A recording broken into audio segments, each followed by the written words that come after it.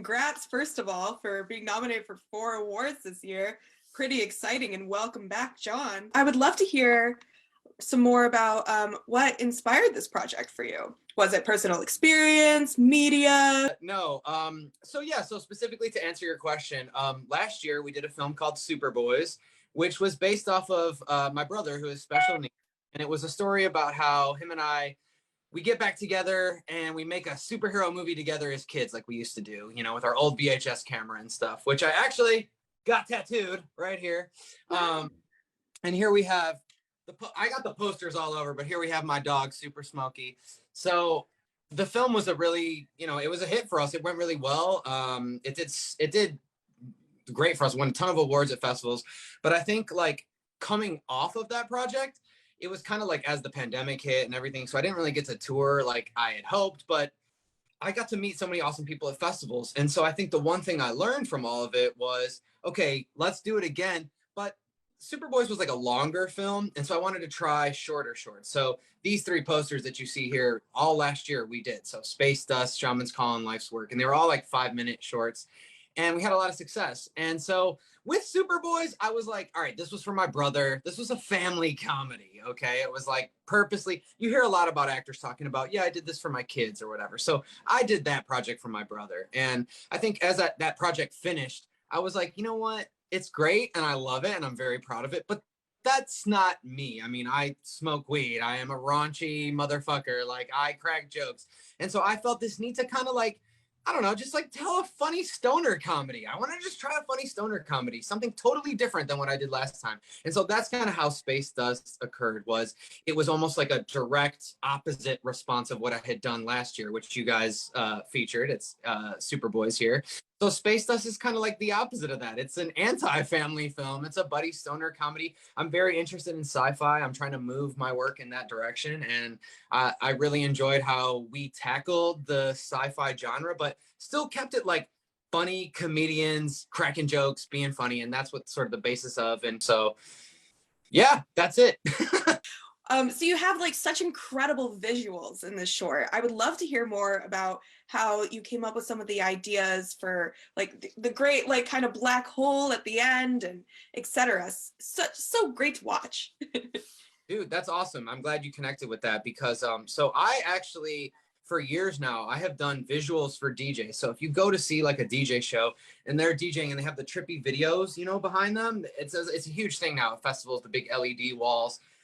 That's a big part of the work that I've done in the past. And I really enjoy it, actually. I think the cool part about it is it doesn't require writing. It doesn't require, like you literally just, it's like a DJ. Like you pull your clip of your bank of clips and you just live mix video to music. It's so much fun. I love doing it. So I thought, how could I get a little bit of that into a film? And so I thought when he goes into the, like when he snorts the space dust and like we need to go into crazy visual world. And so that was kind of the inspiration for that. I was trying to create like something 2001 Space Odyssey where he goes, you know, into the epic end sequence of the Stargate sequence, just tapping into that very briefly and kind of like hinting at, nodding at that sort of idea. So I would love to hear more about how you built that like bond together and built these characters. Yeah, it was like a ton of fun. What's crazy is I've not ever smoked weed out of a bong before, so they had to like teach me how to do it. And he's laughing because when they were doing it, I was like, how do I do it? And I was like, do I just light it right here? Like I was like a novice. It was like a baby grabbing a hold of a piece of technology. So like Jon was like telling me, I was like, dude, I can't really smoke weed because if I do, I'm going to get really paranoid and I'm going to like call an ambulance. Cause like if I even so much as take an edible, like I'm that person that will call like 911 because I'll be like, I'm dying, my heart's gonna blow up. Like I just start getting really in my head. So when I was smoking the bong, Jon was like telling me, he's like, all right, now what you got to do is, he's like, we put sage. I forget what you guys put in there. What was it? Sage?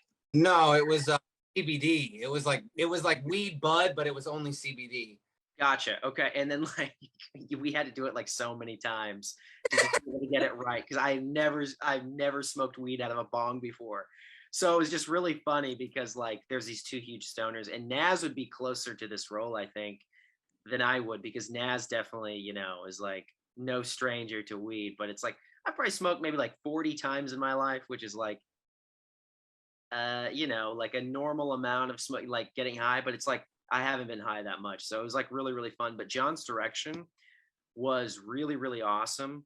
And I felt like it wasn't really hard because he just gave us such clear direction in each scene.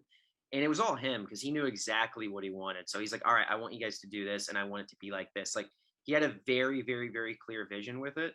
So it made it really, really easy to just be able to do the part, And I basically play the straight man, I would say, to Naz. We're both kind of wacky, but Naz was like the really, really out there, huge stoner role. And I'm kind of like the more between the two, the more grounded. Like neither one of us are super smart, but I'd be the one that could do fractions and Naz would be the one that couldn't, You're like the reason, and I think you're like the voice of reason. The voice of reason, yeah. And like Naz represents like that's the stoner that sits on the couch all day. I don't know, man. And you're like the one that's like, no, we got to get up and like do something about this.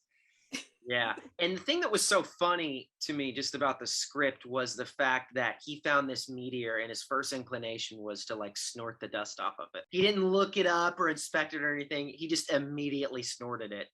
So that's like my favorite part. Like, I think that's like so telling about his character. And then my character is basically like, why would you do that?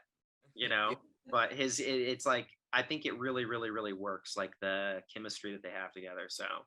Yeah, totally. I think what was cool for me was casting it was like originally when I was coming up with the idea, I mean, I think they say like you write what so like I mean I could be both main characters. I mean I'm kind of the dude on the couch who doesn't want to do anything and I'm the motivated guy, so it was kind of like a split of both those personalities. But I think like I knew in my mind, I was like, okay, the one guy's got to just look like a total stoner, you know what I mean, and like have that vibe, and the other guy's got to be the voice of reason. And I think that's what's awesome about Naz. I really feel like he pulled off kind of like a Chris Farley in Tommy Boy, like the stoner. And that's exactly what I wanted. Perfect. When we got you to smoke that bong, I have to say, like, I mean, personally, as a professional director who, I also do commercial projects and things to pay the bills, being able to be like, hey, this is my set and I'm in charge and we're going to go smoke weed over here and I'm going to show him how to professionally smoke weed because that's actually needed on set. This is something that actually is required. It was just funny to me. It was kind of like, ha, I told you. See, Dad, I knew this was going to pay off in one way. Well, I got to know for both of you, would you snort the space dust? I don't think I would. The real me wouldn't, but the character in the movie definitely would. And the reason why I say that he did in the movie, but it's like, he's the voice of reason. He will snort something, but he just wants some kind of proof. Like the scene where Naz does is it telekinesis? Yeah. Where he uses like his powers and then he like takes the water bottle and catches it.